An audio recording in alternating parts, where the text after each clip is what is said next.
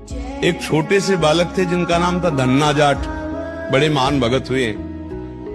उनको परिवार की मां ले गई कथा सुनाने, तो कथा में कह रहे थे बिना भगवान का भोग लगाए जो खाता है वो पाप खाता है, भगवान की सेवा करनी चाहिए। तो घर में आए, अपनी माँ से कहा, 8-10 वर्ष के होंगे, कि हमारे घर में तो भगवान है नहीं, भगवान का भोग नहीं लगता, पाप खाया जाएगा, अब कैसे होगा।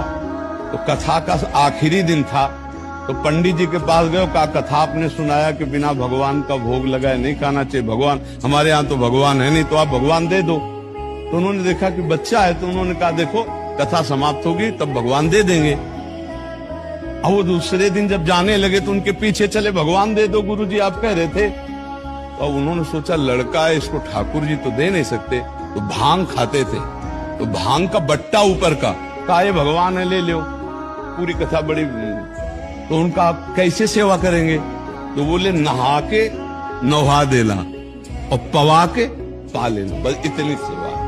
ओ इतने खुशी हो, देखो विश्वास है क्या, भांग का बट्टा, इतने खुशी हो गए कि मुझे ठाकुर जी मिल गए, मुझे भगवान मिल गए।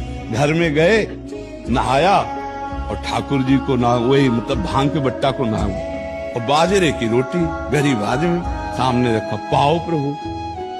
वहां प्रभु कहाँ, एक दिन हो गया, तो उन्होंने सोचा हमारे पास कुछ है नहीं, लगता पंडित जी के पास खीर पुआ सब सामग्री थी तो ठाकुर जी पाते, वो बिल्कुल ठाकुर जी मान रहे। दूसरा दिन हुआ फिर वही बाजरा, तीसरा दिन हुआ फिर वही बाजरे की रोटी।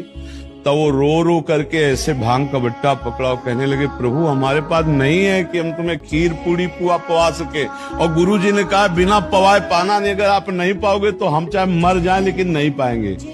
उसी समय श्री कृष्ण प्रकट हो गए, क्योंकि भगवान तो सर्वत्र है ना। भांग के बट्टे की जगह में श्री कृष्ण बैठे हैं, उन्हीं की अवस्था का रूप लेके, और बाजरे की रोटी शुरू कर दी पाना। तो बोले देखो तुम कितने निर्दयी हो, 3 दिन से तो हमें भूख लगी है, और हमारे घर में ज्यादा कुछ है नहीं, 1-2 रोटी माँ बना पाते, गरीब आदमी, पूरी रोटी तुम नहीं पाओगे, आधी हमें दो आधी तुम पाओ। भगवान ने, और फिर जो लीला का विस्तार हुआ कि धन्ना सेठ हो गए, अपार वैभव